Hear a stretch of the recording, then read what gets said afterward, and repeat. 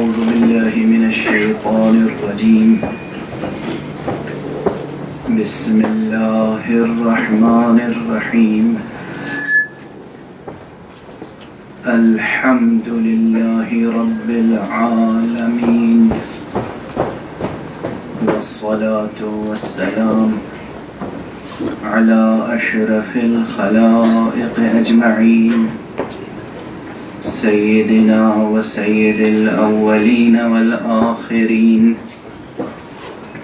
حبيبنا وحبيب إله العالمين إمام المرسلين وخاتم النبيين أبي القاسم المصطفى محمد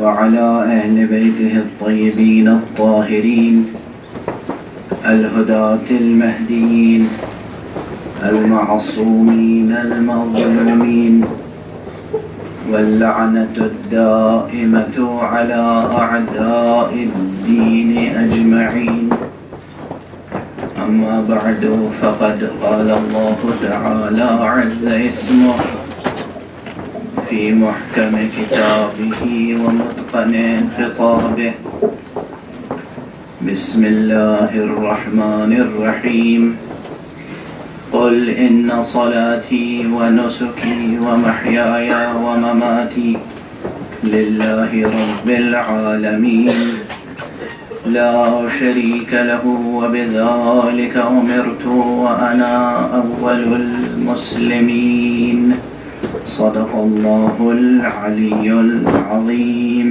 اللهم صل على محمد ایک اور بلند تر صلوات اللهم صل على محمد وآل محمد اللهم صل على محمد وآل محمد عزیزان گرامی، برادران اسلامی اور مسلمانان حسینی،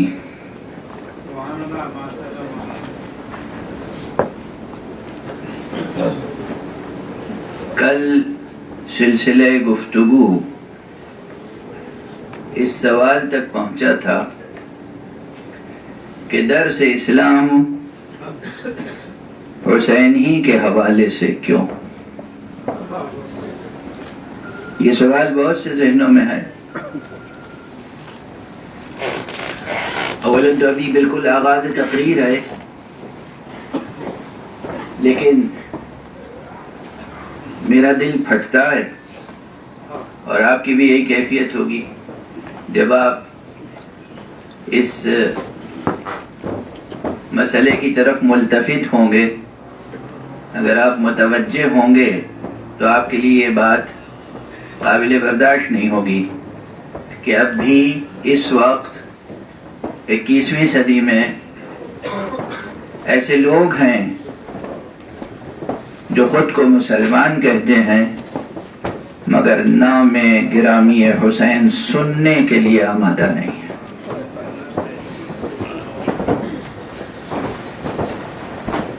یہ ہے کیفیت۔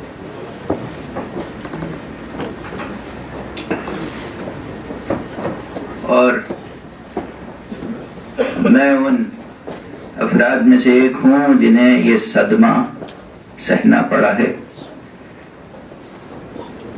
کئی مواقع ایسے آئے ہیں جہاں ایسے لوگ ملے کہ میں نے صرف نام حضرت سید الشہداء لیا اور ان کے چہرے فق ہو گئے، یا ان کی تیوریوں پہ بل آ گئے۔ میں خود تجربے سے گزرا ہوں۔ تو ایسی کیفیت میں اگر ہم یہ کہیں کہ اسلام حسین کے حوالے سے سیکھیں تو یہ تو بہت بڑی بات ہو گئی۔ یہ تو ان کے لیے کسی اعتبار سے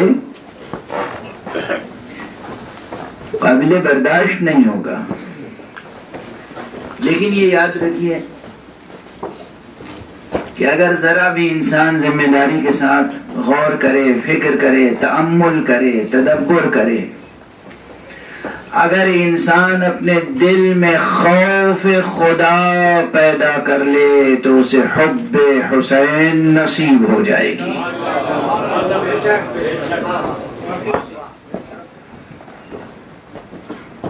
اگر سچی خدا طلبی ہو، اللہ کی آرزو ہو، یہ فقرائی بہت سے لوگوں کے لیے عجیب ہوگا، اللہ کی آرزو، اللہ کی طلب۔ ہم تو ہر نفس دنیا اور لذات دنیا کی طلب میں ضائع ہوئے چلے جا رہے ہیں۔ شب و روز کا جائزہ تو لیں،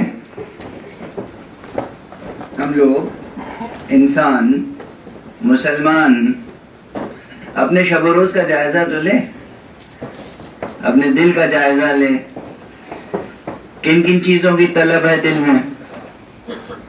ہر لمحہ دنیاوی اعزاز، مال دنیا، وجاہت دنیا، آسائش دنیا، آرائش دنیا، اس سے فکر آزاد نہیں ہو پاتی۔ یہ تصور کہ ہمیں خدا کی آرزو ہے، اللہ اکبر، اصل یہ تصور بہت بڑا تصور ہے جو میں روز اول سے کہہ رہا ہوں۔ اللہ کی طلب، اللہ کی آرزو۔ جو لوگ کلمہ اسلام کا پڑھتے ہیں روز اول سے دو قسموں میں بٹے رہے، ایک چھوٹا سا گروہ الگ رہا، ایک بڑی بھیڑ الگ رہی۔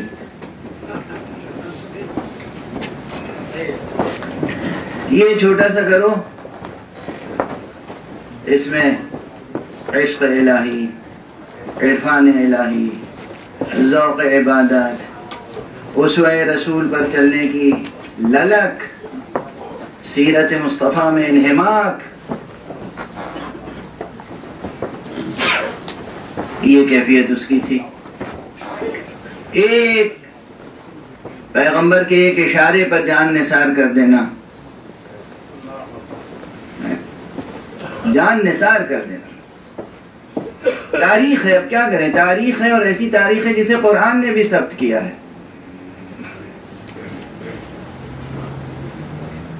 دو نمایاں گروہ ہیں، ایک گروہ وہ ہے کہ فرض کیجئے جنگ احد میں کسی نے آواز بلند کر دی کہ قد قتل محمد، محمد قتل کر دیے گئے صلی اللہ علیہ وآلہ وسلم۔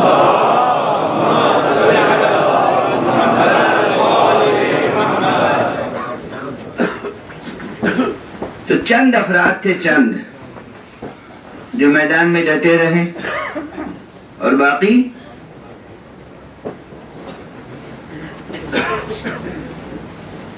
میدان سے فرار کر گئے، پہاڑیوں پر چڑھ گئے، اور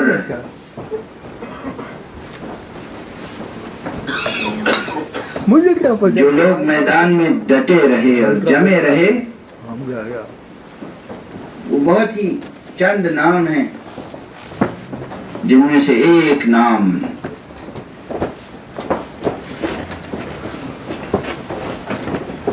کوہ ثبات و عزم، اور یہ ترکیب بھی بہت کم تر ہے۔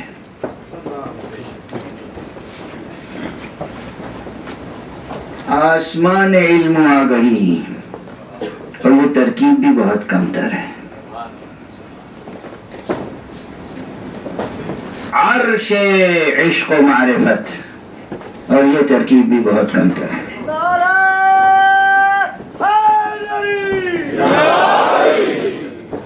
قرآن کی زبان میں یا رسول رہے یا نفس رسول، امیر المؤمنین، مولا المتقین، مولا الموحدین، علی ابن ابی طالب۔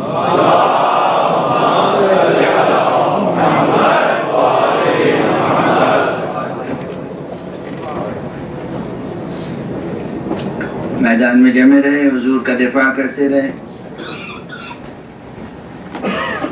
تاریخ ہے، اس تاریخ کو کون جھٹلا سکتا ہے؟ کون جھٹلا سکتا ہے اس تاریخ کو؟ حضور نے بعد میں پوچھا، یا علی، جب سب چلے گئے تھے تو تم کیوں نہیں گئے آخر؟ کیا جواب دیا ہے کہ یا رسول اللہ، کیا میں ایمان لانے کے بعد پھر کفر اختیار کر لیتا ہوں؟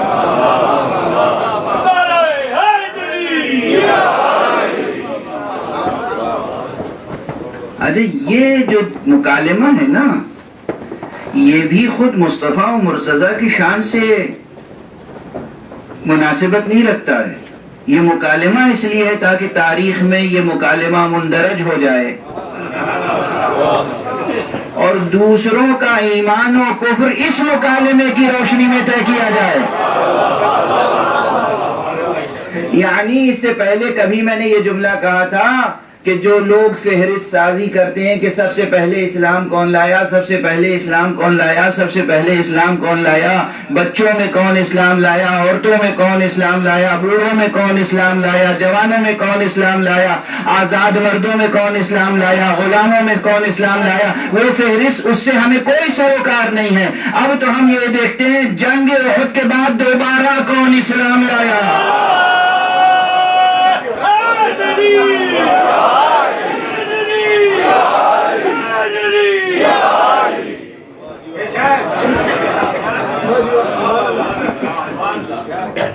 معیار مقرر ہو گیا. یہ معیار میں نے تھوڑی مقرر کیا ہے، یہ معیار میں نے نہیں مقرر کیا. تو بہرحال یہ ایک سوال ہے، ایک جواب. حضور نے سوال کیا ہے، یا علی تم کیوں نہیں چلے؟ فرمایا کیا میں ایمان لانے کے بعد کفر اختیار کر لیتا؟ یہ مکالمہ، اس کے پیچھے قرآن مجید کی آیت ہے کہ کیا مصطفیٰ صلی اللہ علیہ وآلہ وسلم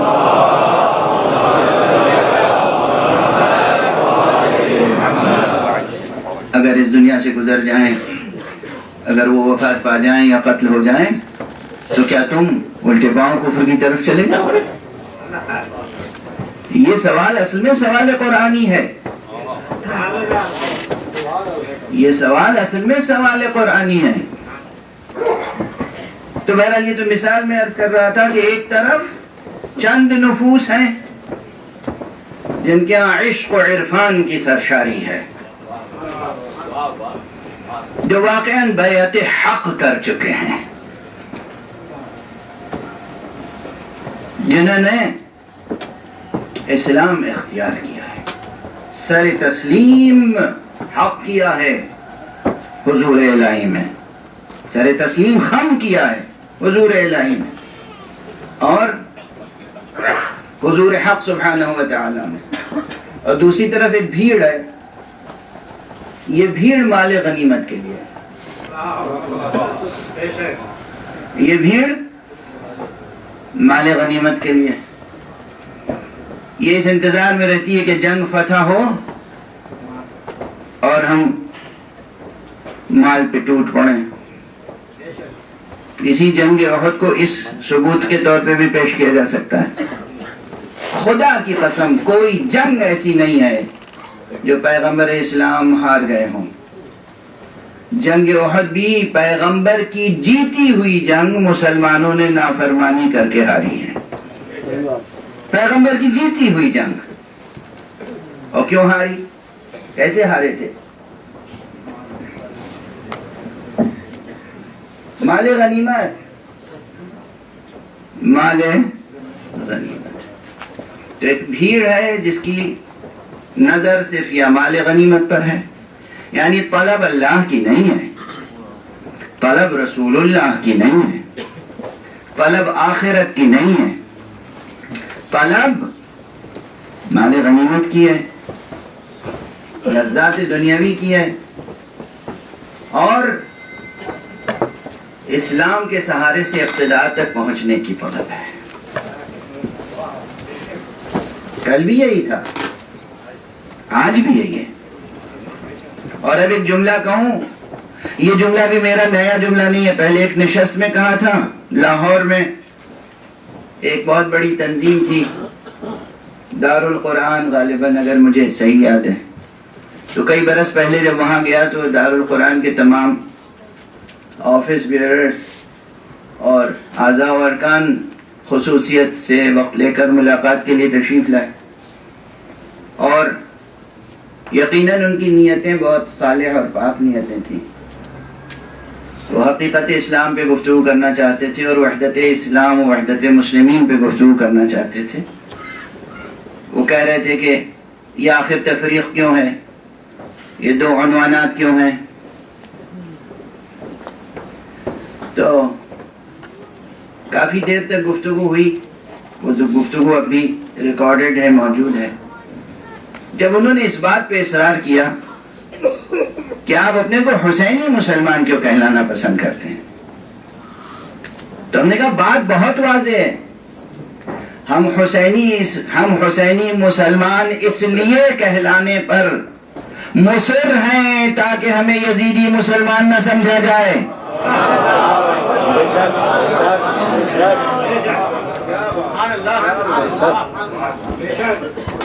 بہت واضح بات ہے. تو جب میں کہتا ہوں مسلمانان حسینی, تو یہ خطاب کوئی معنویت رکھتا ہے.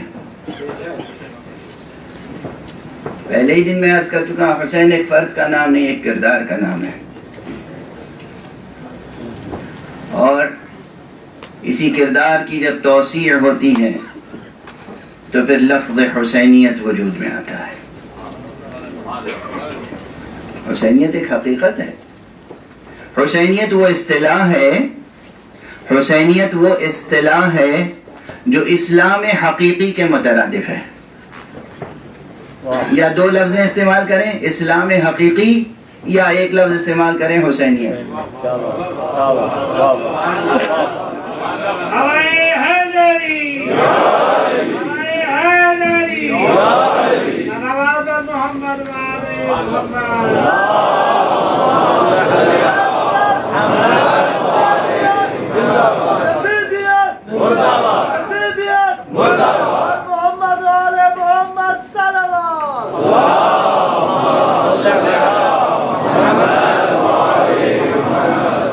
یا آپ دو لفظیں استعمال کریں, اسلام حقیقی, اور یا ایک لفظ استعمال کریں, کہہ لیں حسینیت.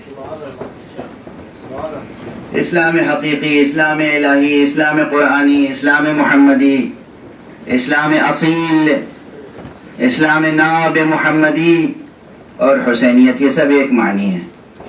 اور اس کے مقابلے میں جو بھی چاہے کہہ لیں, اسلام سیاسی, اسلام دنیاوی, اسلام داعشی, ہے یا نہیں ہے؟ اب آپ سمجھ گئے. میرا خیال ہے کہ اتنی گفتگو, اتنے اشارے کافی ہیں یہ بات سمجھنے کے لیے کہ ہمیں اسلام کو در سے اسلام, ذکر حسین سے کیوں حاصل کرنا ہے, تاکہ داعشی اسلام ہمارے ہاتھ نہ لگ جائے. دنیا تک داعشی اسلام کا پیغام نہ پہنچے, دنیا تک اسلام حقیقی کا پیغام پہنچنا چاہیے. اسلام حقیقی, اسلام الہی, اسلام قرآنی دین رحمت ہے, دین محبت ہے, دین انسانیت ہے, دین فطرت ہے, دین فطرت ہے. ایسا نہیں ہے کہ صرف اسلام اتفاقاً اس کا نام اسلام رکھ دیا گیا, جو یہ کلمہ مشتق ہے سلم سے, اور اس کے اندر صلح اور امن اور سلامتی کے معنی پائے جاتے ہیں. نہیں, اتفاقاً یہ نام نہیں پڑا ہے. قرآن گواہ ہے, ان الدین عند اللہ الاسلام. حق سبحانہ و تعالیٰ کے نزدیک اگر کوئی دین ہے تو وہ بس اسلام ہے. اصل دین آتا ہی ہے امن قائم کرنے کے لیے. اور وہ بھی معمولی امن نہیں، امن کا بھی تصور محدود تصور نہ رہے آپ کے ذہن میں. امن کا تصور بھی ایک محدود تصور نہ رہے کہ ہمارے بیوی بچے اور ہم امن سے، چین سے، عافیت سے گھر میں بیٹھے ہیں، کوئی ضرر کوئی نقصان نہیں پہنچ رہا ہے تو ہم امن سے ہیں، بس یہ امن محدود امن نہیں.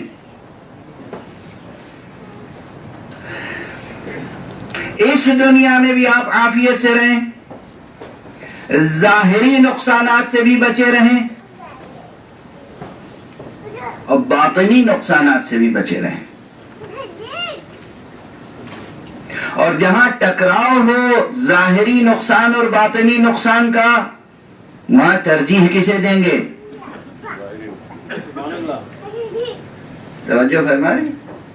سوچا ہے اس طرح سے؟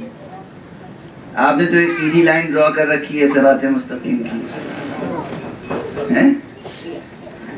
ایک پینسل لے لی اور ایک اسکیل، لائن کھینچ لی اور یہ ہے صراط مستقیم. جیسے زمان و مکان میں، عالم خارج میں ایک وہ ہمارے بر صغیر میں ایک بہت لمبی سڑک ہوا کرتی تھی، جی ٹی روڈ کہتے تھے اسے، ہاں شیر شاہ سوری نے بنوائی تھی غالباً. وہ معلوم ہوا لاہور سے یا کابل سے لے کر پشاور سے اور کہاں تک اس زمانے میں.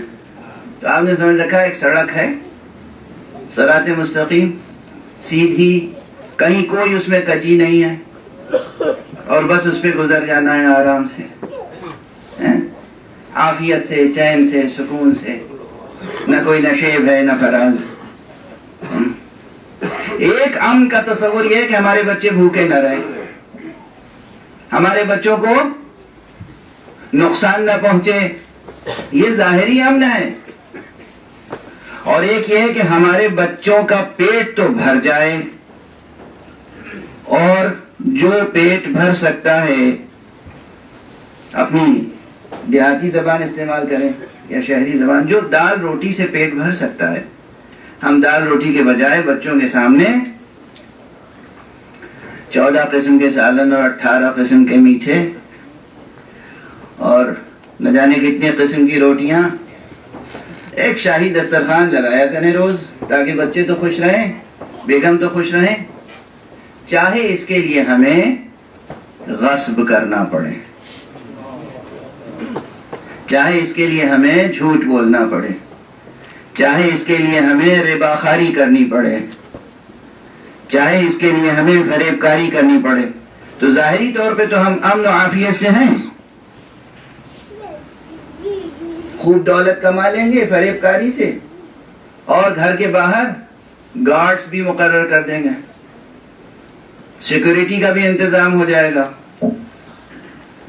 گھر میں بڑے چین اور عافیت سے رہیں گے، بڑی عافیت سے رہیں گے، اور باہر بھی جب چلیں گے تو ہمارے پاس گارڈز ہوں گے، پرائیویٹ گارڈز بھی ہوں گے، ہو سکتا ہے حکومت سے بھی ہم لے لیں اپنے روابط قائم کر کے، اور ایک جاہ و جلال اور حشم اور خدم کے ساتھ ہم زندگی بسر کریں گے. مگر اس کے نتیجے میں اندر کا امن غارت ہو جائے گا. سب سے پہلے تو اپنے اندر کا امن یہی غارت ہو جائے گا، دل تاریک ہو جائے گا، ذہن روشن نہیں رہے گا، تمام خیر کے تصورات مسخ ہو کر رہ جائیں گے، اور ہمارا یہاں باطن جس طرح مسخ ہوگا اسی طرح آخرت میں پھر ہم امن الہی سے محروم ہو جائیں گے. تو امن کا تصور بھی محدود نہ رہے. اسلام اس امن کی طرف بلاتا ہے کہ ظاہر بھی مأمون رہے، باطن بھی مأمون رہے، محفوظ رہے.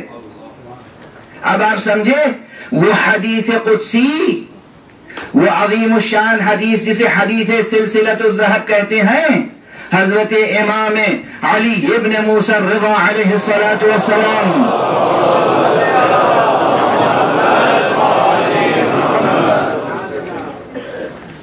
جب طاغوت وقت نے انہیں طلب کیا ہے اور مجبور کیا ہے مدینے سے ہجرت پر، آپ نے مدینہ چھوڑا اور اس کے بعد مرو کی طرف تشریف لائے اور جب نیشاپور سے گزرے ہیں تو ہزاروں محدثین دو رویا قلم اور کاغذ لے کر کھڑے ہوئے تھے. فرزند رسول گزر رہے ہیں، فرزند رسول گزر رہے ہیں، علی ابن موسیٰ الرضا علیہ السلام گزر رہے ہیں.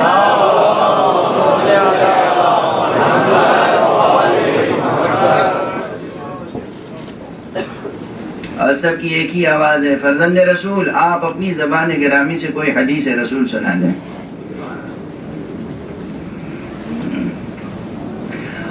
اور حضرت نے جو حدیث سنائی ہے وہ حدیث رسول بھی ہے اور حدیث قدسی بھی. اس کے معنی ہے کہ اس ایک ہی روایت میں آپ نے بتا دیا کہ قال اللہ سننا ہو تو مجھ سے سنو، قال رسول اللہ سننا ہے تو مجھ سے سنو.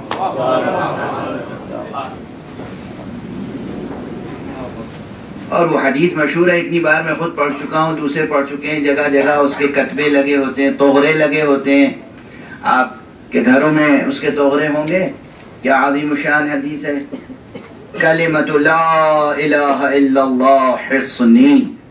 امام نے فرمایا اس طرح سے کہ مجھ سے نقل کیا میرے والد بزرگوار امام موسیٰ ابن جعفر نے، اور ان سے نقل کیا ان کے والد بزرگوار جعفر ابن محمد نے، اور ان سے نقل کیا ان کے بعد والد بزرگوار محمد ابن علی نے، اور ان سے نقل کیا ان کے والد بزرگوار علی ابن حسین نے، اور ان سے نقل کیا ان کے والد بزرگوار حسین ابن علی نے، اور حسین ابن علی نے نقل کیا اپنے والد بزرگوار علی ابن ابی طالب سے. انہوں نے نقل کیا پیغمبر اکرم محمد مصطفیٰ صلی اللہ علیہ وآلہ.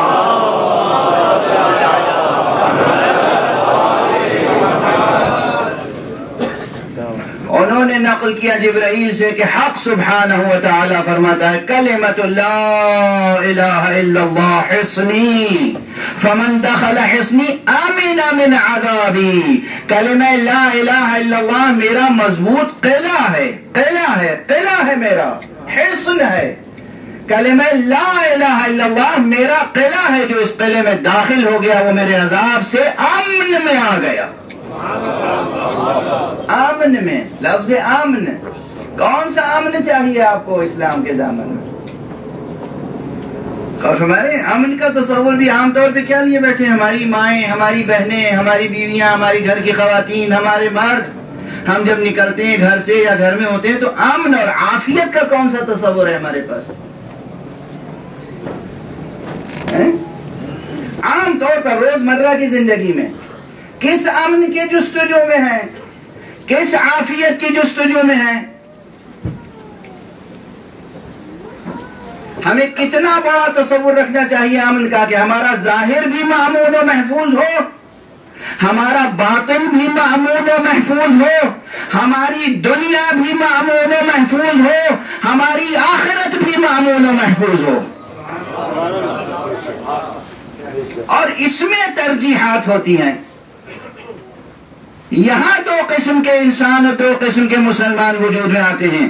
جہاں ظاہر اور باطن کا ٹکراؤ ہو جائے، کوئی اپنے ظاہر کی سلامتی چاہتا ہے، کوئی اپنے ظاہر کو قربان کر کے باطن کی سلامتی چاہتا ہے. جو ظاہر کی سلامتی چاہتا ہے وہ حسین کے ساتھ کربلا تک نہیں جا سکتا. ممکن نہیں. یہاں ٹکراؤ کس چیز کا تھا؟ آخر سرکار سید الشہداء کے لیے یہ جتنی ابھی تک کتابیں لکھی جا رہی ہیں، تقریریں ہو رہی ہیں، کہ آخر کیا عرض کروں میں.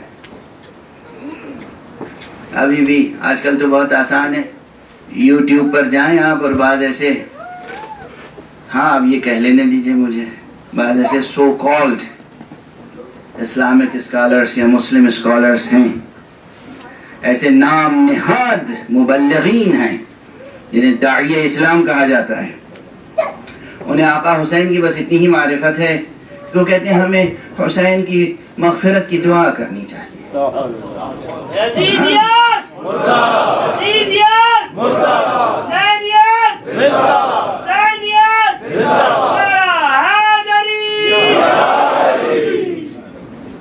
یہ جملے استعمال ہوتے ہیں. وہ تبلیغ کرتے ہیں بظاہر اس پہ لکھا ہوتا ہے مقتل الامام الحسین، یعنی گویا امام حسین کا مقتل بیان کر رہے ہیں، آپ کی شہادت کا بیان کر رہے ہیں، لیکن وہ بیان اس طرح کرتے ہیں کہ تاریخ پڑھ لیجئے، حسین تنہا تھے، اپنے گھر کے چند لوگوں کو، خاندان کے چند لوگوں کو، چند دوستوں کو لے کر آ گئے، اس نکلنے کا کوئی جواز ہی نہیں تھا، اس لیے کہ ایک حاکم مقرر ہو چکا تھا، خلیفہ وقت کے خلاف نکلے تھے، خروج کیا تھا۔ یہ پرانے جملے نہیں ہیں، یہ دہرائے جا رہے ہیں مسلسل، یہ اب بھی مسلسل دہرائے جا رہے ہیں۔ اور ابن عباس آئے اور عبداللہ ابن عمر آئے اور فلاں آئے اور فلاں آئے اور فلاں آئے، اور سب نے کہا کہ حسین کہاں جا رہے ہیں، اور جا رہے ہیں تو تنہا جائیں، بیوی بچوں کو لے کے کیوں جا رہے ہیں، اور حسین نے کسی کی بات نہیں مانی اور گئے، اور یقیناً بڑی مظلومیت کے ساتھ قتل ہو گئے، اللہ ان کی مغفرت فرمائے۔ یہ حسین کے مقتل کو بیان کرنے کا انداز۔ آج 21ویں صدی میں جب میں کہتا ہوں کہ غیرت آنی چاہیے، شرم آنی چاہیے، آج تو تمہارے سروں پر یزید کی تلوار نہیں لٹک رہی ہے۔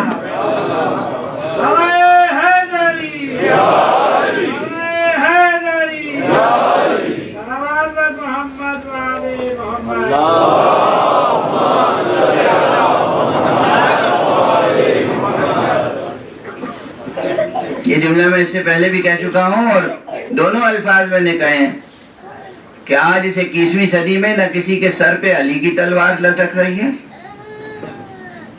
علیہ الصلاۃ والسلام،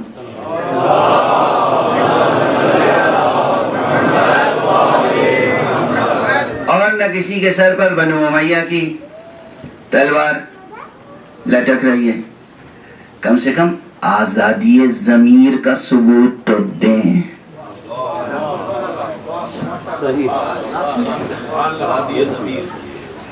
آزادی ضمیر کا ثبوت تو دیں، مگر ان بیچاروں کے ساتھ، ان مسکینوں کے ساتھ مشکل ہے۔ مشکل یہ ہے کہ جو اسلام ان تک پہنچا ہے وہ اموی روایت سے پہنچا ہے، جو اسلام ان تک پہنچا ہے وہ سیاسی اسلام پہنچا ہے، الہی اسلام پہنچا ہی نہیں، الہی اسلام نہیں پہنچا ہے۔ الہی اسلام پہنچے گا کیسے؟ ذکر حسین کے سہارے سے۔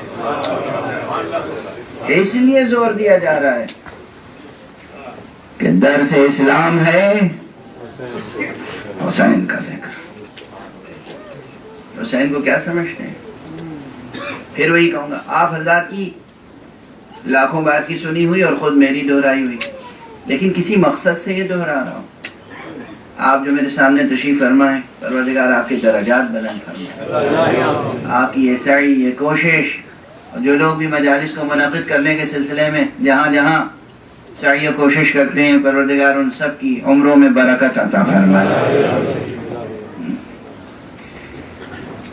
بات میری دور تک چونکہ سنی جا رہی ہے اس لیے دہرا رہا ہوں کہ آخر آپ اپنی کتابوں میں نقل کرتے ہیں حضور کی یہ حدیث، حسین منی وانا من حسین۔ ایک صلوات پڑھیے اور ذرا اور آگے آ جائیے۔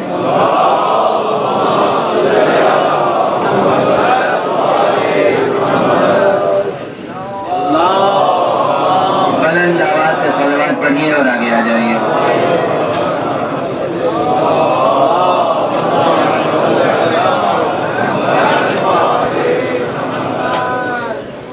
ایک اور بلند صلوات۔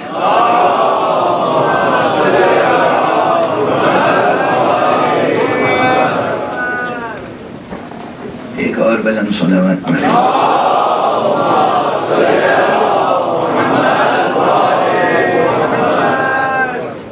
اب تشریف رکھیں، جہاں جگہ مل رہی ہے وہیں تشریف رکھیں۔ ایک اور بلند صلوات پڑھیں۔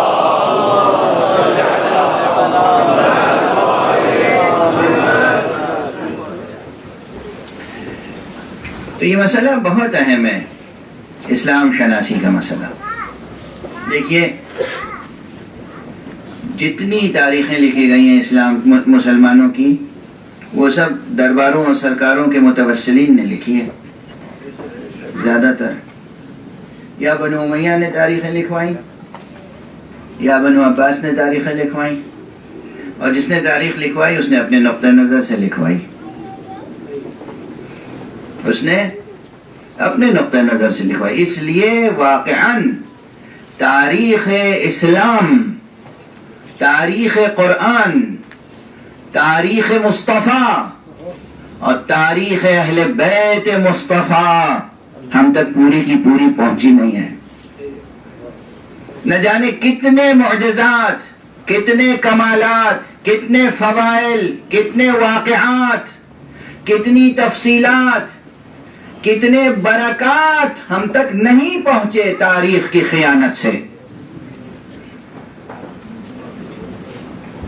اسی لیے پھر دہرا رہا ہوں اپنا جملہ کہ یہ تاریخ سلسلہ روز و شب کی طرح جتنی روشن ہے اتنی ہی تاریک بھی ہے. جتنا ذکر محمد و آل محمد ہم تک پہنچ رہا ہے بس اتنی روشنی ہے، باقی سب تاریکی ہی تاریکی ہے،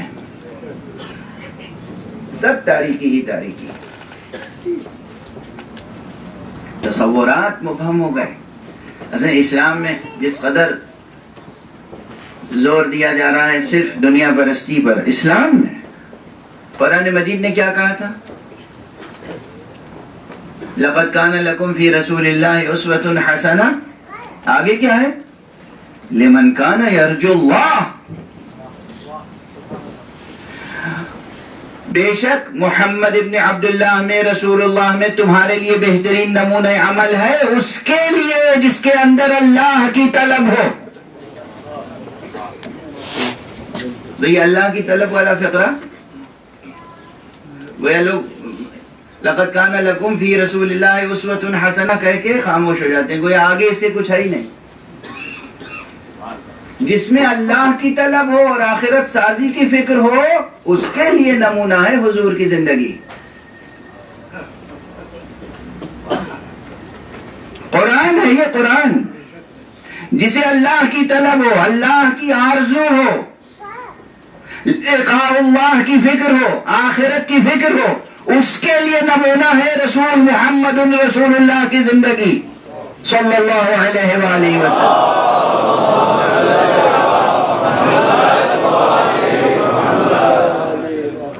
مگر ہمارے یہاں بیشتر وہ چاہے مفسرین ہوں، چاہے فقہا ہوں، چاہے متکلمین ہوں، چاہے خطبہ ہوں، اور چاہے عام مسلمان دانشور ہوں، وہ اسلام کی تفسیر اس طرح کرتے ہیں اور رسول صلی اللہ علیہ وآلہ وسلم کی سیرت اس طرح لکھتے ہیں اور اس طرح بیان کرتے ہیں اور اس طرح اس کی تشریح و تعبیر پیش کرتے ہیں جیسے کہ سب کچھ بس اسی دنیا کی حکومت قائم کرنے کے لیے تھا اور ہے، اور جس طرح بھی ہو حکومت قائم کر لی جائے. اور جس طرح کوئی حکومت قائم کر لے، یعنی حکومت قائم کرنے کے لیے کوئی کسی اصول کو سامنے رکھنے کی ضرورت نہیں ہے. جب وہ حکومت قائم کر لے اور حاکم بن جائے تو اب عوام پہ اس کی اطاعت لازم ہے. اچھا سبحان اللہ. تو بھی ساری دنیا میں جو مسلمان اپنے حقوق کے لیے مطالبے کرتے ہیں حکمرانوں سے اور احتجاج کرتے ہیں، اس کا کیا جواز ہے؟ انقلاب کی کوششیں کرتے ہیں، اس کا کیا جواز ہے؟ اور ہمارے یہاں ایک شخص جس طرح بھی پہنچا، دو تین لوگوں نے بیٹھ کے کسی کو آپس میں کہہ دیا کہ بھئی تم ہاتھ بڑھاؤ، میں بیعت کرتا ہوں، اور باہر آ کے اعلان کر دیا بیعت ہو گئی، اب سب خاموش رہیں، اب کسی کو اختلاف کا حق نہیں ہے، جو اختلاف کرے گا اس کا گھر پھونک دیا جائے گا، جلا دیا جائے گا، حکومت قائم ہوگی. اچھا سر، اور کسی نے تنہا ہی کسی دوسرے کے لیے لکھ دیا کہ میں جا رہا ہوں اب میرے بعد تم ہو گئی حکومت قائم، کسی کو اختلاف کا حق نہیں. اور کیا آئیڈیل جمہوری نظام ہے. صلوات پڑھ دیجئے محمد.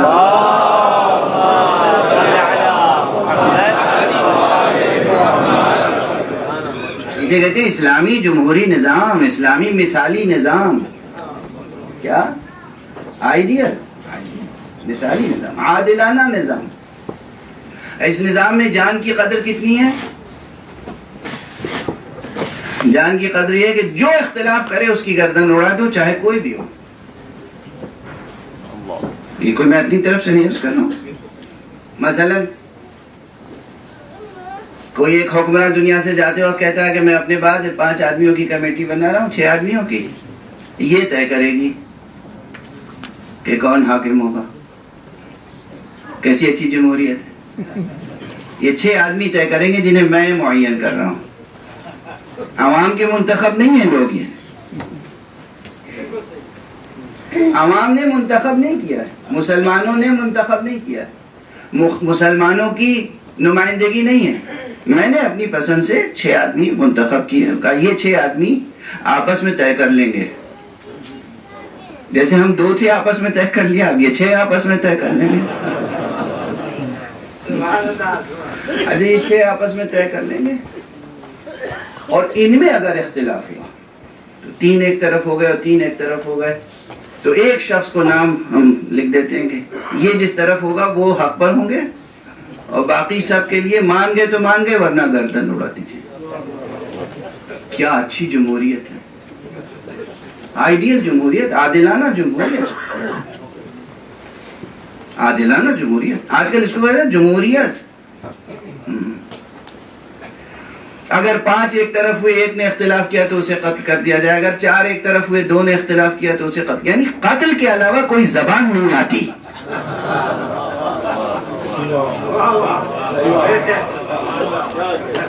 قاتل کے علاوہ کوئی زبان نہیں آتی.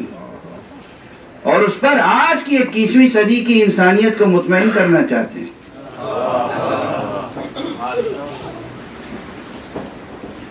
اسلام دوسروں کے گلوں کو کاٹنے کا نام نہیں ہے، خدا کی راہ میں اپنے گلے کٹانے کا نام ہے. یہ وہ درس ہے جو حسین کے ذکر میں ملتا ہے.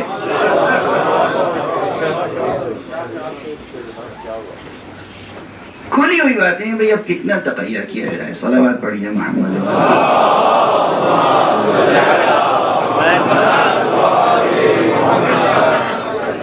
دیکھیے میں ایک بات کہوں، تقیہ وہاں واجب قرار دیا گیا ہے جہاں اپنی جان بچانی ہو، جہاں اسلام بچانا ہو. وہاں تقیہ نہیں ہے. آپ تقیہ کریں تو کریں، مجھ پہ تھوڑی تقیہ واجب ہے. میں تقیہ کرنے لگا تو دین بیان کون کرے گا؟ یہ جو زور ہے کہ درس اسلام ہے حسین کا ذکر، اسے سمجھیں. مسلمان، پیارے مسلمان، سمجھیں کہ حسین کے ذکر کے کیا معنی ہوتے. حسین کا ذکر اور حسین کے بابا کا ذکر.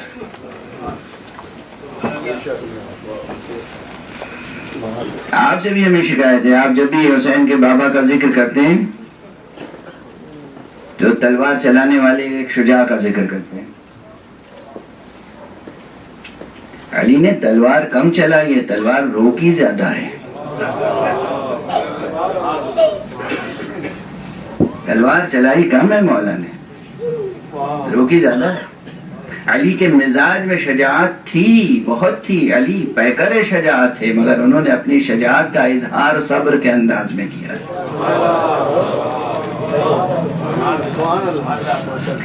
اور آج میں یہ جملہ عرض کرنا چاہ رہا ہوں، یاد رکھیں اور نوٹ فرما لیں اور غور کریں اور نقل کریں.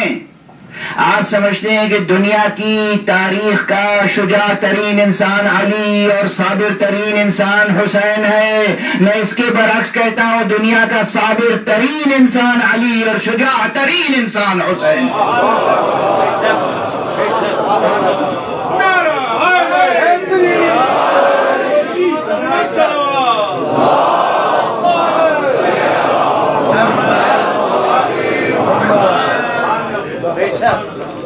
دنیا کا صابر ترین انسان ہے علی ہوئی. اور شجاع ترین انسان ہے حسین. حسین وہ شجاع ہے جو ظاہری طور پر آج اس دنیا میں نہیں ہے، پھر بھی اس کا نام سن کر ہی بڑے بڑے حکمرانوں کے دل و جگر کانپنے لگتے ہیں. تمام جتنے طاغوت وقت ہیں اس وقت، جتنے ملوکیت اور طاغوتیت کے تخت پر مسند نشی ہیں، تخت نشی ہیں، ان تمام حکومتوں میں اگر پابندی ہے کسی ذکر پر تو ذکر حسین ہے. کیا خوف ہے تمہیں ذکر حسین سے؟ یہ اپنی چھاتی پیٹنے والوں سے تمہیں کیا خوف ہے؟ حسینیت زندہ باد، حسینیت زندہ باد، حسینیت زندہ باد، نعرہ حیدری. اب سمجھے آپ، حسین الشجاع کا نام ہے کہ جس کا نام سن کر حکمرانوں کے دل و جگر کانپنے لگتے ہیں. وہ مشہور مرثیہ ہے مرزا دبیر علیہ رحمہ کا، جناب حضرت عباس علیہ السلام کی شان میں ہے کہ شیر کی آمد ہے کہ رنگ کانپ رہا ہے.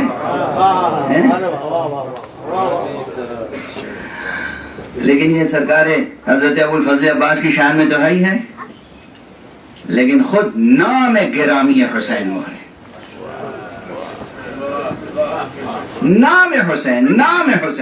آج اس دنیا میں نہ حسین ہے، نہ عباس ہے، نہ علی اکبر ہے، نہ حر، نہ زہیر. دنیا میں کوئی نہیں ہے.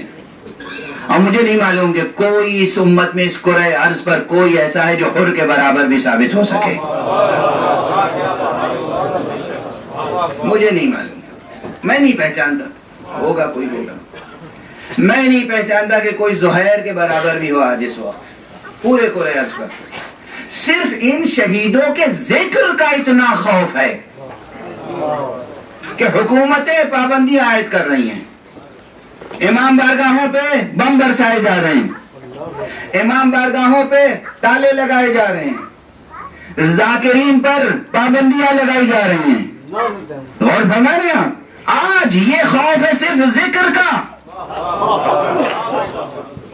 آپ سوچو جس کے ذکر کی یہ ہیبت ہو، جب وہ خود سانس لیتا ہوا وجود موجود ہوگا تو کیا اس کے سانسوں کی گرمی تخت شام کو جلا دینے کے لیے کافی نہ ہوگی؟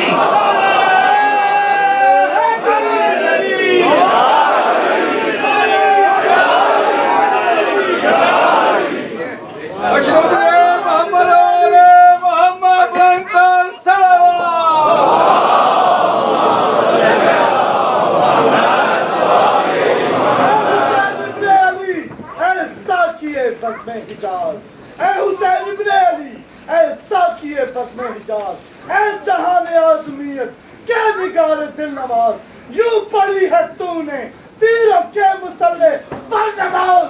آج بھی تیرا سبق اہل جہاں کو یاد ہے، تو بھی زندہ بات تیرا کم بھی زندہ.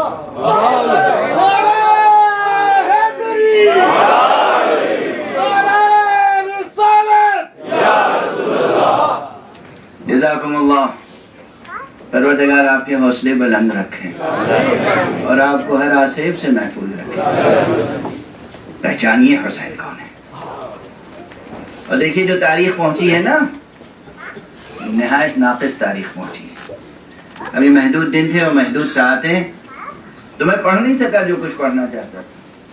کوئی نئی بات، کوئی نئی ریسرچ، کوئی نئی تحقیق پیش کرنے کے لیے بھی اگر آپ صدیوں سے کوئی بات سنتے چلے آ رہے ہیں، اس کے خلاف کوئی بات میں بیان کروں یا اس سے ذرا ہٹ کر بیان کروں، تو پھر ایک دو لفظوں میں یا ایک دو جملوں میں بات بنے گی نہیں. یہ جو نقشہ بیان کیا جاتا ہے اور ہماری اور دوسروں کی سب کی کتابوں میں ہے، یہ نقشہ اس طرح نہیں تھا. حسین تنہا نہیں تھے.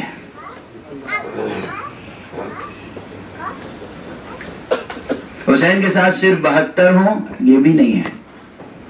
حسین کا لشکر بہت بڑا لشکر تھا، بہت بڑا لشکر تھا. زیادہ تر لوگ جب تاریخ سرکار سید الشہداء اور تاریخ کربلا لکھتے ہیں تو طبری پہ اعتماد کرتے ہیں حالانکہ مورخ طبری جلیل القدر شخصیت کے حامل ہیں علمی اعتبار سے.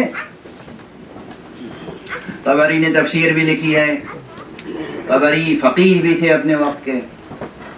طبری محقق تھے، ادیب تھے، شاعر تھے، نقاد تھے. طبری علمی اعتبار سے میں ان کو بہت عزت و احترام کی نظر سے دیکھتا ہوں، اور اس لیے بھی عزت و احترام کی نظر سے دیکھتا ہوں کہ اگرچہ طبری اپنی عمر کا زیادہ تر حصہ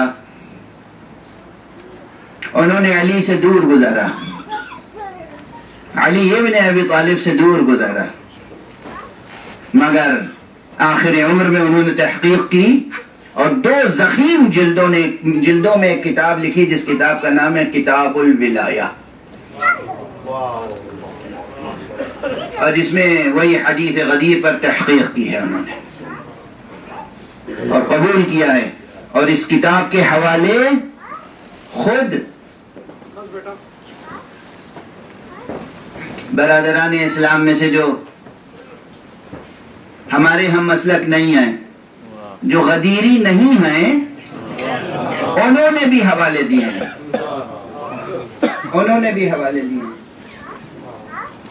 تو اس لیے بھی میرے دل میں مورخ طبری کی یعنی خود طبری کی بہت اہمیت ہے. مگر جو کچھ تاریخ طبری میں ہے، جو کچھ تفسیر طبری میں ہے، وہ سب کا سب درست نہیں ہے. طبری کے ہی معاصر ہیں مورخ ابن عاصم کوفی، اور دوسرے بھی مورخین ہیں. مورخ ابن عاصم کوفی کو عموماً نظر انداز کیا گیا، حالانکہ مورخ ابن عاصم کوفی خود کوفے سے چونکہ تعلق رکھتے ہیں، اس لیے کہ کوفے کے حالات سے وہ زیادہ باخبر ہیں، عراق کے حالات سے وہ زیادہ باخبر ہیں، اور مورخ ہیں. تو انہوں نے اپنی تاریخ میں ایک واقعے کا ذکر کیا ہے، اور وہ واقعے کا ذکر یہ ہے کہ جب طاغوت بنو امیہ کا انتقال ہوا اور طاغوتیت منتقل ہوئی، اس وقت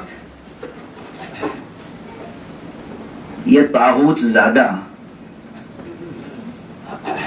یزید ابن معاویہ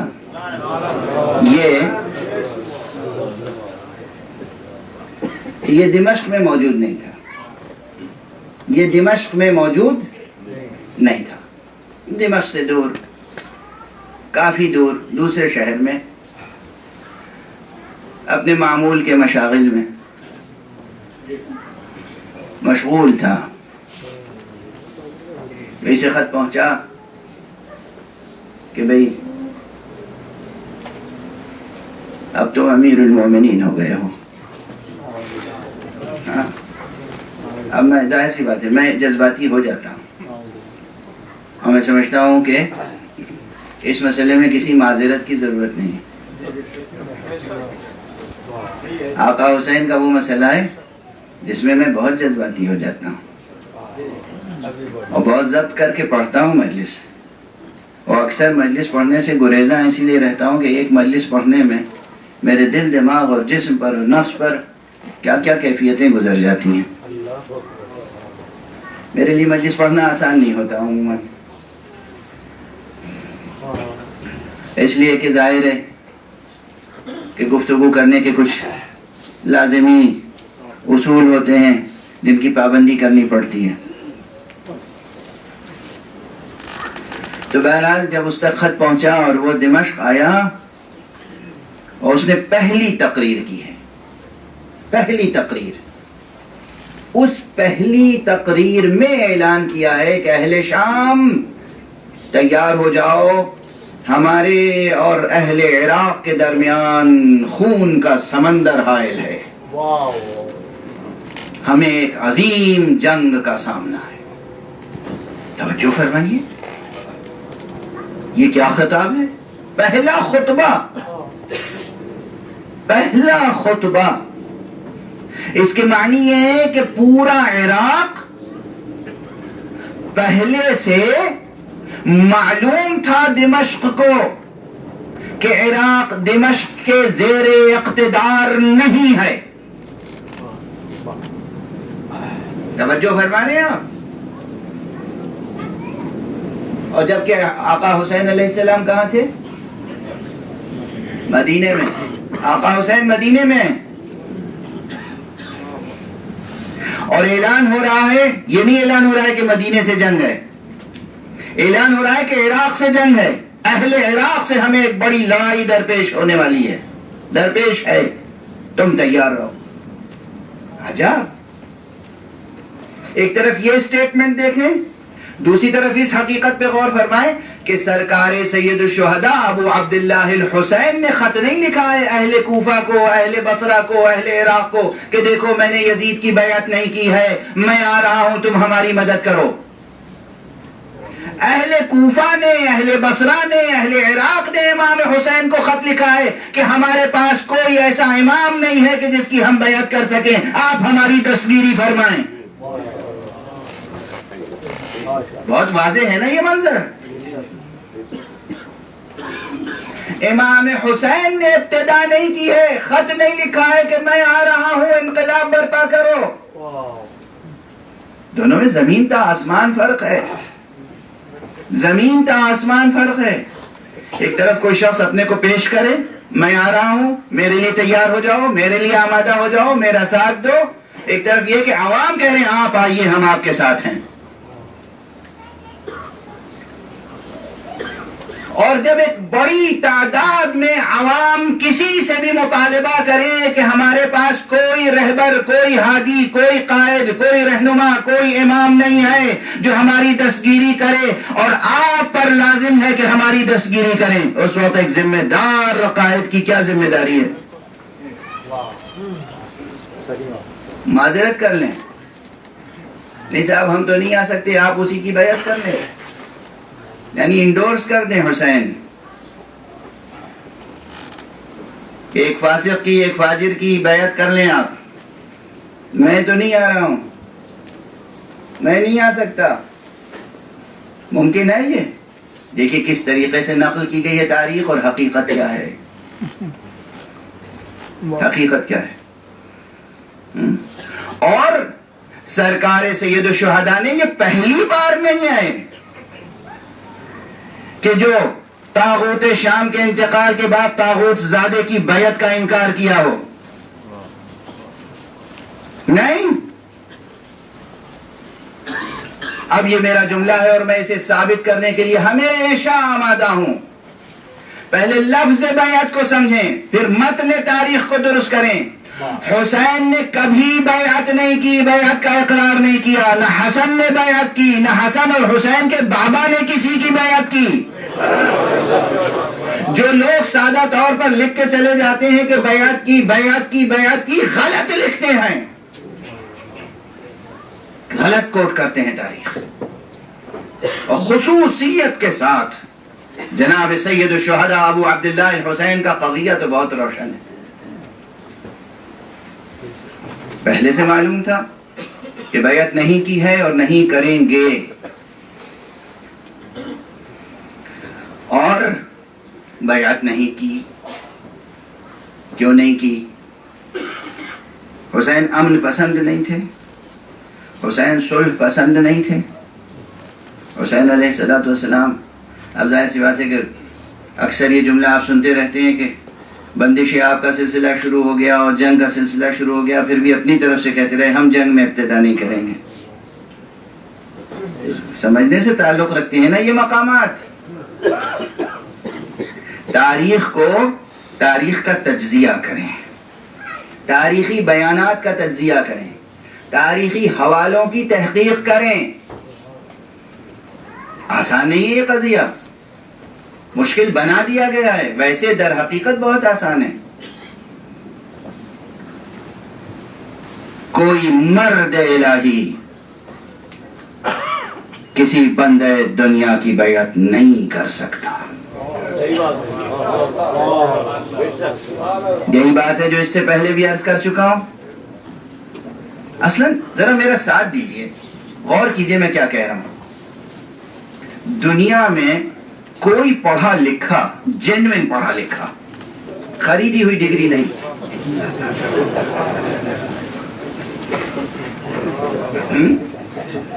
کوئی جنوین پڑھا لکھا آدمی، کوئی جینیس کسی جاہل کے آگے سر جھکانے کو تیار ہوگا؟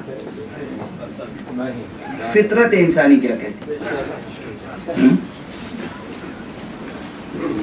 کوئی با کردار انسان کسی بد کردار کے سامنے سر جھکانے کو تیار ہوگا؟ کوئی صاحب حسب و نسب کسی ذلیل و بد نسب کے آگے سر جھکانے کو تیار ہوگا؟ کوئی شجاع کسی بزدل کے آگے سر جھکانے کو تیار ہوگا؟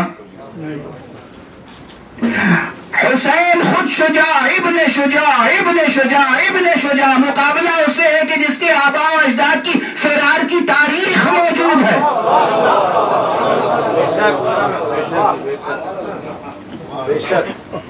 کوئی سخی اور جواد کسی بخیل کے سامنے سر جھکانے کو تیار ہوگا؟ عام فطرت انسانی، آپ اپنے اپنے گریبان میں جھانک کے دیکھیں۔ ممکن نہیں ہے کہ کوئی عالم کسی جاہل کے آگے سر جھکانے کے لیے آمادہ ہو جائے، ممکن نہیں ہے کہ کوئی عادل کسی ظالم اور فاسق کے آگے سر جھکانے کے لیے آمادہ ہو جائے۔ اور اسی طرح آپ گنتے چلے جائیں محاسن اخلاق و کمالات انسانی، اور جہاں کمالات انسانی کسی شخص میں مجسم ہو، ممکن کیسے ہے کہ وہ کسی پست انسان کے آگے بیعت کے لیے جھک جائے؟ نعرہ حیدری، نعرہ رسالت، ممکن کیسے ہے؟ ممکن نہیں ہے یہ قضیہ، فطری اعتبار سے ممکن نہیں، نہ فطری اعتبار سے ممکن ہے، نہ عرفی اعتبار سے ممکن ہے، نہ سماجی اعتبار سے ممکن ہے، نہ سیاسی اعتبار سے ممکن ہے۔ اگر سیاست حقیقی سیاست ہو، اگر سیاست پاکیزہ سیاست ہو، اگر سیاست واقعی سیاست ہو، اور اگر آپ نے عیاری کا نام سیاست رکھا ہے تو پھر مسئلہ دوسرے انداز سے زیر غور آئے گا۔ لیکن وہاں بھی اس وقت بھی روئے زمین پر اب میں مثالیں نہیں دینا چاہتا، وقت تمام ہو چکا ہے اور مثالیں بہت نازک ہو جائیں گی، کیونکہ ابھی تازہ مثالیں ہیں کہ فرض کیجئے کہ کسی ملک میں کسی شخص کے لیے اعلان ہوا کہ فلاں صاحب وزیر اعظم ہوں گے، تو اسی ملک کے اور انہی کے ہم مذہب جو جینوین سائنٹسٹ اور اسکالرز اور انٹلیکچوئلز تھے، انہوں نے کہا یہ کیسے ممکن ہے کہ ایک جاہل انسان ہمارے ملک کا وزیر اعظم ہو جائے، اور اگر وہ ہمارے ملک کا وزیر اعظم ہو جائے گا تو ہم ملک چھوڑ دیں گے۔ آج 21ویں صدی میں عام انسان اگر علم رکھتا ہے، ہنر رکھتا ہے، ویژن رکھتا ہے، تو کسی جاہل کو اپنی حکومت کا، اپنے ملک کا سربراہ نہیں دیکھنا چاہتا، وہ حسین ابن علی جس کی پرورش ہوئی ہو لعاب دہن مصطفیٰ سے۔ یہ مسلمان، اس مسلمان کی ذہانت کو کس کی نظر لگ گئی؟ اس کے عقل پہ کس نے سحر کر دیا؟ کیا ہوا مسلمانوں، کیا ہوا تمہارے ساتھ؟ غور تو کرو، غور تو کرو۔ سیاست اور سحر دونوں سین سے لکھے جاتے ہیں۔ یقیناً کسی نے سحر کر دیا، کس نے سحر کر دیا؟ غور کرو، رد سحر کی دعائیں پڑھو تاکہ حسین سمجھ میں آ جائے، تاکہ حقیقتیں سمجھ میں آ جائے۔ وہ مسلمان جو خدا کا کلمہ پڑھے وہ اتنا نادان ہو جائے کہ فاسق و فاجر کے آگے سر جھکائے، اور نہ صرف یہ کہ خود سر جھکانے کے لیے تیار ہو جائے، بلکہ وہ یہ بھی باور کرے کہ حسین سر جھکا سکتے ہیں، حسن سر جھکا سکتے ہیں، علی سر جھکا سکتے ہیں۔ بس ظاہر ہے کہ میں جس انداز سے گفتگو جس رخ پر چل پڑی آج، اگر گفتگو کرتا رہوں، جب مجھے جلال آ جاتا ہے تو تھکن کا احساس وقتی طور پہ نہیں ہوتا ہے، بعد میں جو گزرتی ہے لیکن مجھے احساس ہے کہ آپ جس ملک میں ہیں یہاں اس ملک میں بہرحال کل آپ کو پھر وہی جملہ کہوں گا کہ آپ کو دنیا تسخیر کرنی ہے، آپ کو دنیا کو مسخر کرنا ہے۔ دنیا آپ کی تسخیر نہ کرنے پائے، آپ دنیا کی تسخیر کریں تو آپ کو اپنے اپنے وقت سے اپنے دفتروں کو جانا ہے، بچوں کو اسکول جانا ہے۔ اس لیے میں زیادہ دیر تک گفتگو نہیں کر سکتا، گفتگو کا دامن سمیٹتا ہوں۔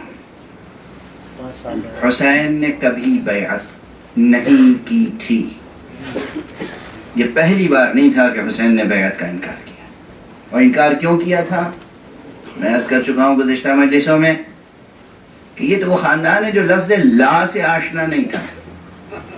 اگر کوئی کچھ مانگتا تو یہ دینے کے لیے نہیں کبھی نہیں کرتے۔ دنیا مانگ لے، کوئی خزانہ مانگ لے، تخت مانگ لے، تاج مانگ لے، پیسہ مانگ لے، زمین مانگ لے، باغ مانگ لے، مگر یہاں بیعت کے معنی کچھ اور ہے۔ جو اپنے نفس کا سودا خدا سے کر چکا ہو وہ کسی دوسرے سے بیعت کیسے کر سکتا ہے؟ اور یہ بات خود امیر المومنین کے لیے بھی ہے، قرآن مجید میں آیت ہے وَمَن يَشْرِي نَفْسَهُ ابْتِغَاءَ مَرْضَاتِ اللَّهِ، جس نے اللہ کی مرضیاں خریدی ہوں اپنا نفس بیچا ہو اللہ کے ہاں۔ یہ کب کی ہے یہ آیت؟ شب ہجرت۔ میں کچھ دیر قبل شب ہجرت ہی کا حوالہ دینا چاہ رہا تھا۔ کس اعتبار سے کہ آپ امیر المومنین علیہ السلام کا تذکرہ کرتے ہیں صرف ان میدانوں میں جہاں علی نے تلوار چلائی ہے۔ جہاں علی نے تلوار نہیں چلائی ہے وہاں کس قدر شجاعت سامنے آتی ہے۔ اچھا بس 2-3 جملے کہوں گا، یہ آپ سماعت فرما لیں اور اس کے بعد بس مسائل کی طرف۔ آپ سمجھتے ہیں بدر میں جو علی نے شجاعت دکھائی وہ زیادہ بڑی ہے؟ احد میں، خیبر میں، خندق میں سب سے زیادہ شجاعت کا اظہار تو شب ہجرت ہوا ہے۔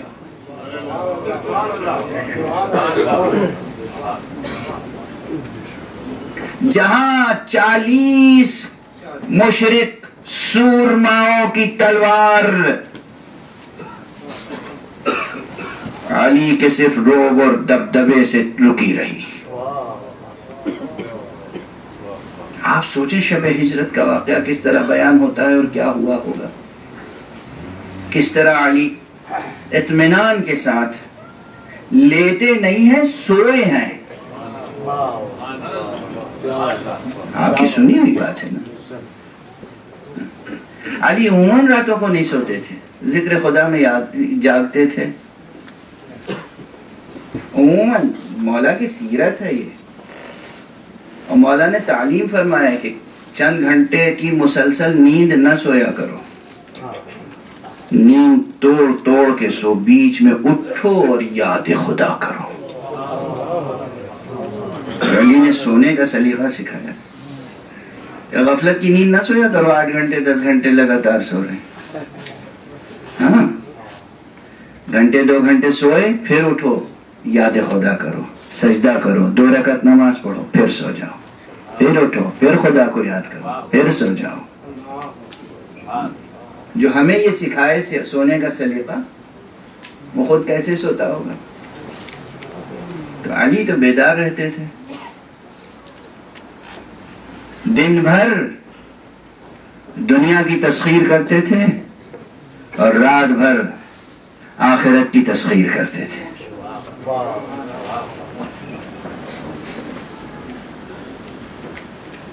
تو جو ہمیشہ جاگتا ہو وہ آسانی سے سو کیسے گیا؟ یہ تھی شجاعت مولا کی، یہ شجاعت بہادری تھی۔ اور شجاعت کا اظہار کیسے ہوا؟ تلوار چلا کے نہیں، سو کر۔ علی کی یہ شجاعت علی کی ذاتی تو تھی ہی، لیکن میراث میں بھی ایسی ہی شجاعت ملی تھی۔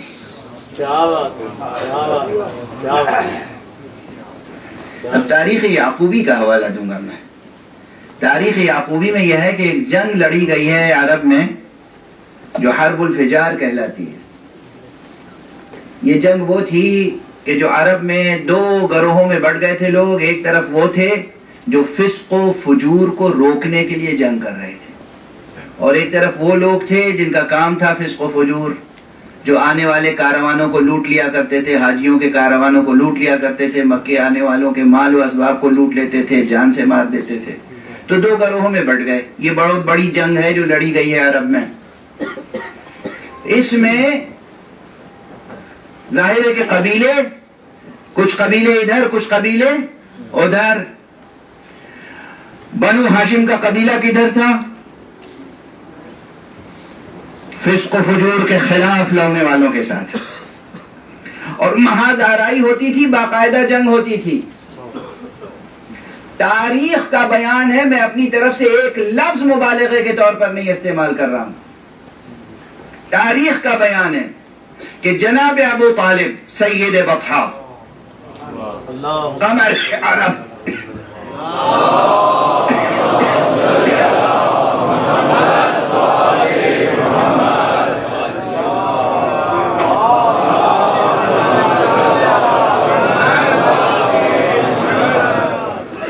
خود تلوار نہیں چلاتے تھے کبھی, اللہ اکبر, مگر وہ دبدبا تھا, وہ ہیبت تھی, وہ وجاہت تھی, وہ شجاعت تھی, وہ رعب تھا, وہ جلال تھا شخصیت میں, اور وہ تاثیر تھی. تاریخ کے الفاظ ہیں, تاریخ کے کسی شاعر کا مصرع نہیں ہے. تاریخ کے الفاظ ہیں کہ جناب ابو طالب جب محاذ پر خود بنفس نفیس پہنچ جاتے تھے تو حرب الفجار کا نقشہ بدل جاتا تھا اور یہ لوگ فتح یاب ہو جاتے تھے. اور جب گھر پہ رہتے تھے تو جنگ کا پلہ کچھ ہلکا رہتا تھا, تو لوگ آ کے دست بستہ گزارش کرتے تھے, ابو طالب آپ میدان میں آ جایا کریں, صرف محاذ پر آ جایا کریں, آپ کی موجودگی سے ہمیں فتح حاصل ہو جاتی.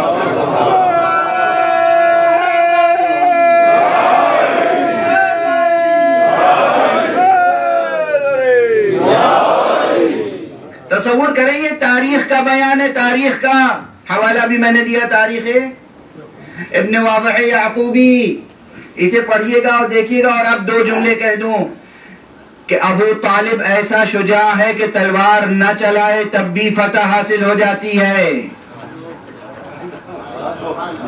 غور فرما رہے ہیں آپ؟ اس ابو طالب کا بیٹا ہے علی. اس لیے اگر شب ہجرت علی ابن ابی طالب بستر پیغمبر پر لیٹ گئے اور ان پر رعب طاری رہا, ہیبت طاری رہی, تو کوئی تعجب کی بات نہیں ہے. ابو طالب نہ صحیح, ابو طالب کا بیٹا لیٹا ہوا ہے. وہ تمام مواقع جب علی نے تلوار نہیں چلائی ہے اور فتح حاصل ہوئی ہے. من جملہ ان کے ایک چھوٹا سا واقعہ عرض کر دوں. دنیا سمجھتی ہے کہ دنیا پروپیگنڈا کرتی ہے کہ دنیا میں اسلام جو ہے وہ پھیلا تلوار سے. اب سن لیجئے, امیر المومنین ایک جنگ میں تشریف لے گئے اور ایک شخص آیا. ابھی میں نے کیا کہا تھا کہ لا سے ان کی زبان آشنا نہیں تھی, نہیں سے ان کی زبان آشنا نہیں تھی. ایک شخص آیا اور اس نے نہایت فریب کاری کے ساتھ کہا, یا علی ہم نے سنا ہے کہ تم سے کوئی سوال کرے تو جواب ضرور دیتے ہو. کہا ہاں. کچھ مانگے کوئی تو ضرور عطا کرتے ہو. کہا ہاں. کہا مجھے اپنی تلوار دے دو. میدان جنگ, میدان جنگ. کوئی اور ہوتا تو کیا کہتا؟ کہتا کچھ اور مانگ لو, یہ تو میدان جنگ ہے, تلوار تو دینے کی چیز نہیں. اور تمہارے ہاتھ میں تو خود تلوار ہے, پھر میری تلوار کیوں مانگ رہے ہو؟ 1000 جواب ہو سکتے تھے. علی تھے, علی.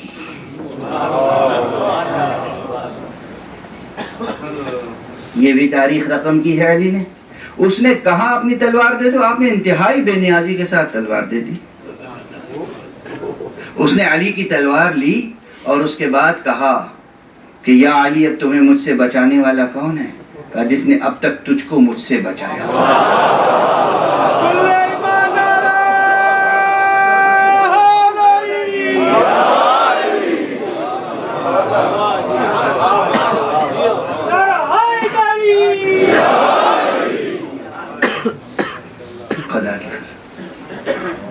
اب تک تجھ کو مجھ سے بچایا وہی مجھے بچانے والا. اس نے آقا کی تلوار بھی قدموں پہ رکھ دی, اپنی تلوار بھی قدموں پہ رکھ دی, کہا اشہد ان لا الہ الا اللہ وحدہ لا شریک لہ واشہد ان محمدا عبدہ ورسولہ.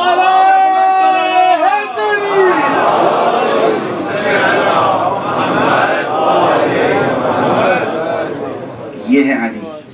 تلوار چلائی یا نہیں چلائی؟ وہ مواقع یاد رکھیے جہاں جہاں علی نے تلوار نہیں چلائی ہے. اور جب تلوار چلاتے تھے تب بھی دوسروں کی تلوار چلانا اور علی کی تلوار چلانا اس میں کوئی موازنہ نہیں ہے. مشہور واقعہ ہے, مشہور واقعہ ہے. جنگ صفین میں مالک اشتر بھی تلوار چلاتے رہے اور امیر المومنین بھی تلوار چلاتے رہے. اور بعد میں مالک اشتر نے پوچھا مولا کتنے قتل کیے؟ مولا نے تعداد بتائی. مالک اشتر نے کہا میں نے بھی اتنے ہی قتل کیے. کہا مگر میرے قتل کرنے اور تمہارے قتل کرنے میں فرق ہے. تمہارے سامنے جو آتا تھا تم قتل کر دیتے تھے, میرے سامنے جو آتا تھا میں دیکھتا تھا. قیامت تک اس کی نسل میں کوئی مسلمان پیدا ہونے والا تو نہیں.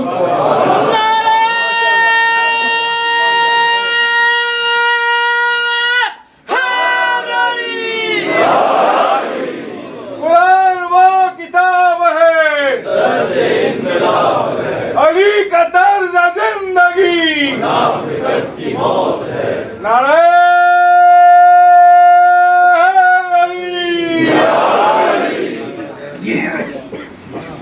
تو آپ غور فرمائیں. اب بس ظاہر سی بات ہے کہ گفتگو سمیٹنا ہے, تمام ہو گئی گفتگو.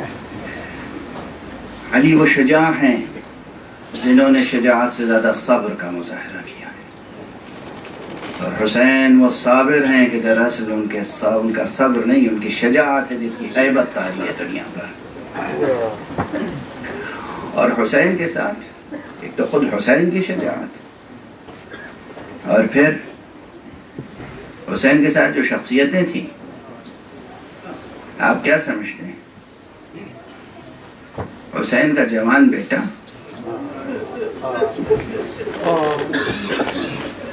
علی اکبر, دیکھیے اب یہ ہماری اور آپ کی مجبوری ہے. جیسے ہی ان ہستیوں کا نام آتا ہے بس ضبط نہیں ہو پاتا, آنکھوں سے آنسو رواں ہو جاتے ہیں, کلیجہ پھٹ جاتا ہے, سر و سینہ پیٹنے کا دل چاہتا ہے, بےتابی, اضطراب. مگر ان کے فضائل ہیں, ان کے کمالات ہیں. انتہائی ضخیم کتاب لکھی جاتی سکتی ہے صرف حضرت علی اکبر کے حالات میں. حضرت علی اکبر کے فضائل, مراتب, مقامات.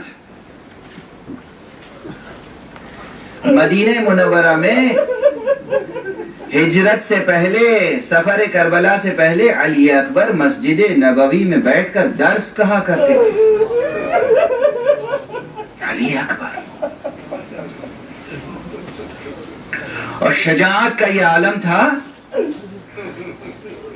کہ کربلا کے سفر میں جناب علی اکبر کا گھوڑا امام حسین کے گھوڑے کے ساتھ ساتھ تھا. باپ کے داہنے طرف بیٹے کا گھوڑا تھا. یہ منظر کچھ معنویت رکھتا ہے. آقا حسین کے ساتھ ساتھ داہنے آپ کے حضرت علی اکبر کا گھوڑا رہا کرتا.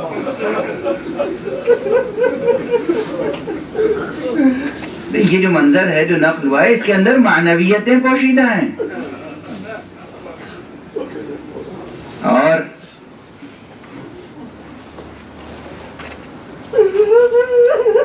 تبھی تو وہ روایت ہم تک پہنچی ہے کہ ایک مقام پر جب کربلا نزدیک ہو چکی تھی جناب سید الشہداء نے ایک مرتبہ کہا انا للہ و انا الیہ راجعون.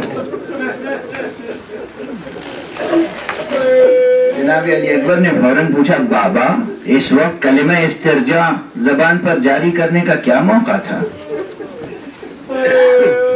آقا نے فرمایا کہ ابھی ایک حالت نومیہ طاری ہو گئی تھی جسے آپ اپنی عام زبان میں غنودگی کہہ سکتے ہیں،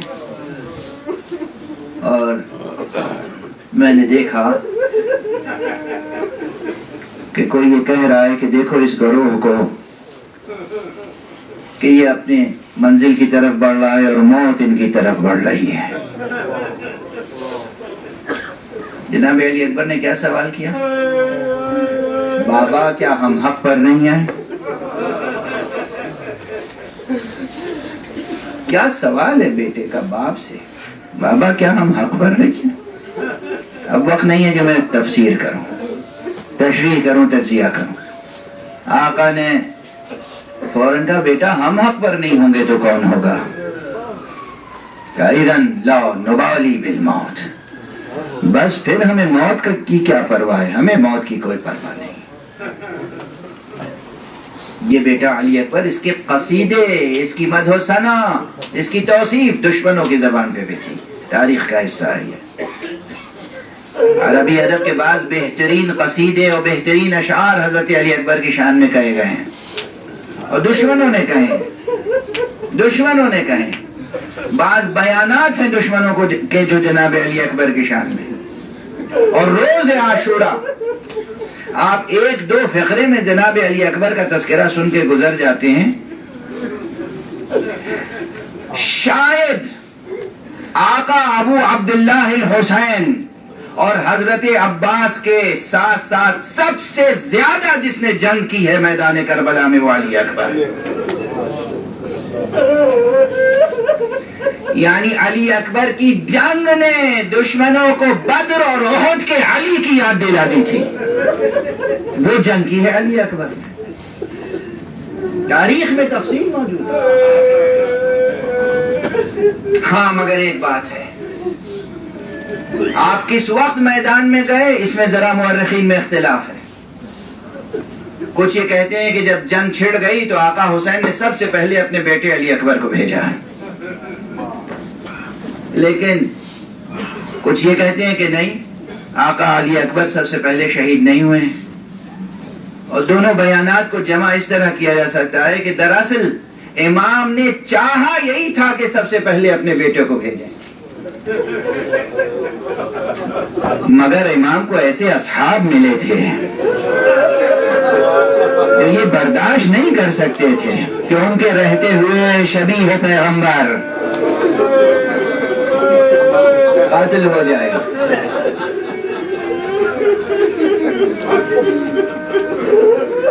تو پھر اب جو ابھی میں مجلس پڑھنے سے قبل جو مطالعہ کر رہا تھا تو ایک بیان مورخ کا نظر سے گزرا جس سے یہ اندازہ ہوا کہ وہ منزل آ گئی تھی کربلا میں۔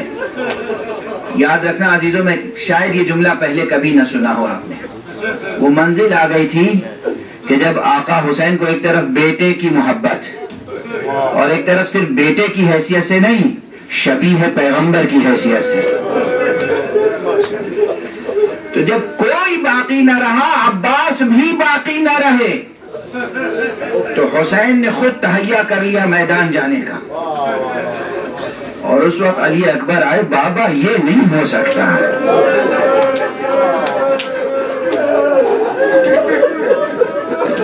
اجرکم علی اللہ، بابا یہ نہیں ہو سکتا، یہ ممکن نہیں ہے بابا، اب آپ مجھے اجازت دے دیں۔ بس یہ چند ایسے شہداء ہیں کہ میدان میں بھیجنے سے پہلے آقا امام نے ایک خاص انداز اختیار کیا ہے۔ جب علی اکبر کا اصرار بڑھا اور جناب امام حسین نے علی اکبر کو میدان کی طرف بھیجنے کے لیے اذن عطا فرمایا، تو اب یہ تمام مورخین نے، اپنوں نے، پرایوں نے، سب نے لکھا ہے کہ آقا حسین نے ہاتھ آسمان کی طرف بلند کر دیے، اللہم اشہد علی ہؤلاء القوم فقد برز الیہم غلام اشبہ الناس برسولک خلقا وخلقا ومنطقا، اے معبود گواہ رہنا۔ اس ایک فقرے پر پورا مرثیہ تمام ہے۔ حسین خلق خدا کو نہیں گواہ کر رہے ہیں، حسین اپنوں اور پرائیوں کو گواہ نہیں کر رہے ہیں، حسین خدا کو گواہ کر رہے ہیں۔ اے پروردگار گواہ رہنا کہ اب وہ جوان جا رہا ہے کہ جو رفتار میں، گفتار میں، کردار میں، صورت میں، سیرت میں تیرے رسول کی شبیہ ہے۔ اور فرمایا اے معبود تو جانتا ہے ہمارے دل کی حالت، جب ہم تیرے نبی کی زیارت کے مشتاق ہوتے تھے تو ہم اس جوان کو دیکھ لیا کرتے تھے۔ آقا نے رخصت کیا، آپ سنتے رہتے ہیں لیکن یہ حقیقت ہے، آپ ہر ذاکر سے سنتے ہیں مگر اس منظر کی تاثیر کبھی کم نہیں ہوگی۔ آقا نے رخصت کیا، بڑے اہتمام سے رخصت کیا، خدا کو گواہ کر کے رخصت کیا، بار بار سینے سے لگا کے رخصت کیا، مگر جب علی اکبر گھوڑے پر بیٹھ کر میدان کی طرف گئے تو پیچھے پیچھے حسین نے دوڑنا شروع۔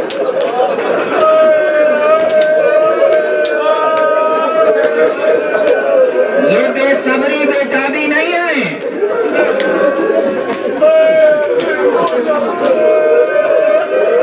بیٹے نے محسوس کیا، بیٹے نے پھر لجام فرس کو کھینچا، گھوڑے سے اترے، بابا کے قدموں پہ گر پڑے۔ بابا آپ نے یہ انداز تو کسی شہید کے لیے اختیار نہیں کیا، آپ نے مجھے رخصت کر دیا، اب میرے پیچھے پیچھے کس لیے تشریف لا رہے ہیں؟ اب یہاں پہ دو بیانات روایتی طور پہ بیان کرتے رہتے ہیں خطبہ۔ ایک بیان تو یہ ہے کہ آقا نے فرمایا بیٹا اگر تم بھی صاحب اولاد ہوتے تو تمہیں اندازہ ہوتا کہ جوان بیٹے کی جدائی کیسی شاخ گزرتی ہے، مگر میں سمجھتا ہوں کہ غالباً یہ بیان آقا کی طرف منسوب کر دیا گیا ہے۔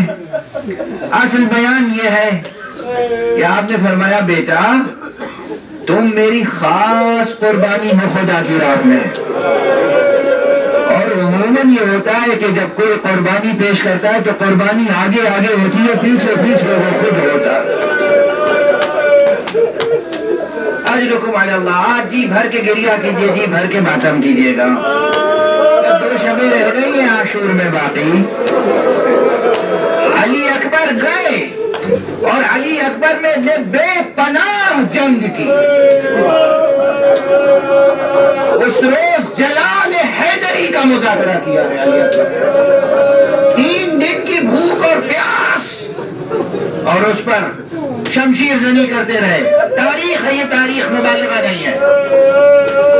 بے پناہ جنگ کرنے کے بعد اور خود زخموں سے چور ہو کر واپس آئے ہیں،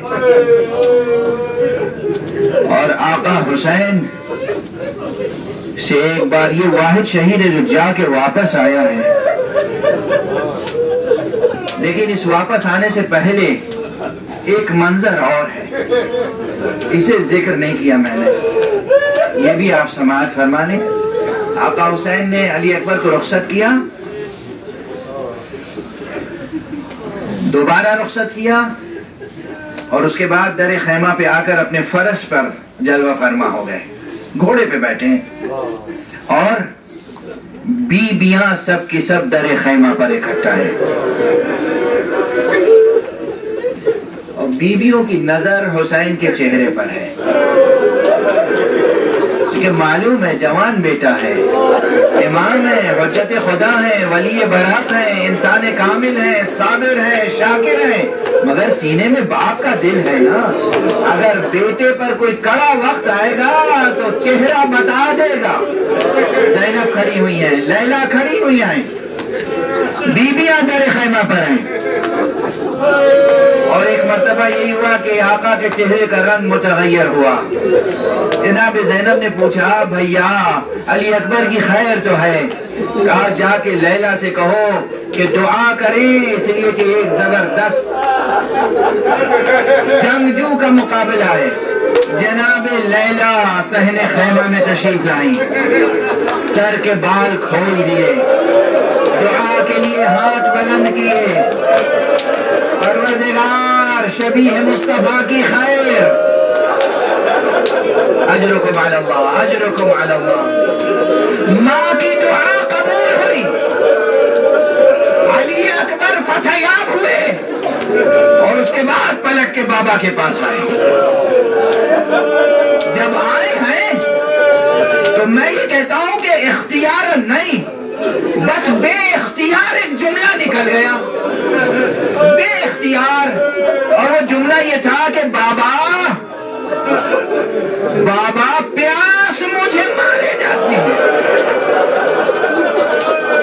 العطش قد قتلنی۔ آقا نے کیا کہا؟ آقا نے فرمایا بیٹا، اب یہ بالکل بے اختیار رد عمل ہے، بے اختیار اظہار، بے اختیار رد عمل۔ کہا بیٹا اپنی زبان ذرا میرے منہ میں دے دو۔ علی اکبر نے اپنی زبان بابا کے منہ میں دی اور فوراً کھینچ لی۔ بابا آپ کی زبان میں میری زبان سے زیادہ کانٹے پڑے ہوئے ہیں۔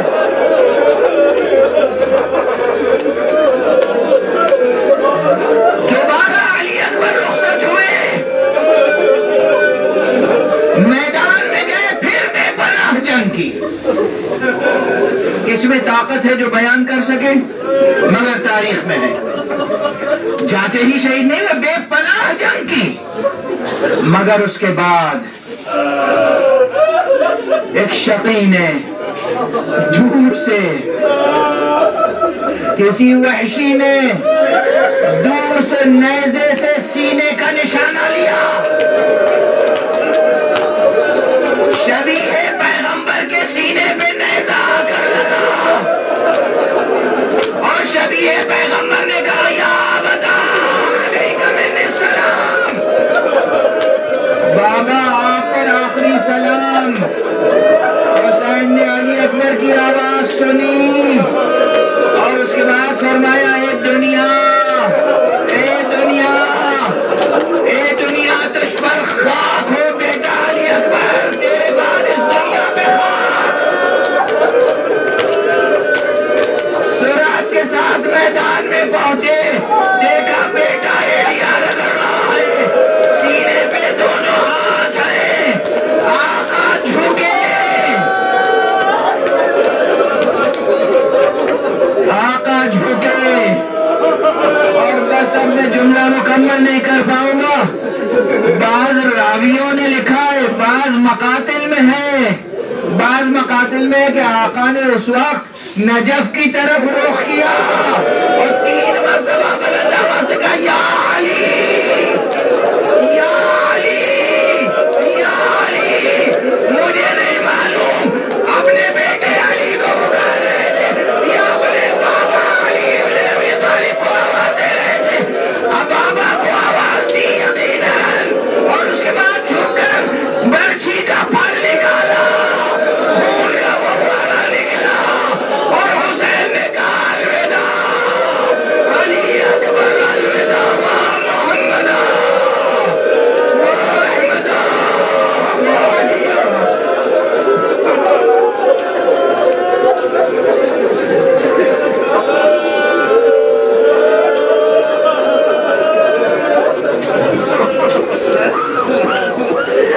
ماتم حسین۔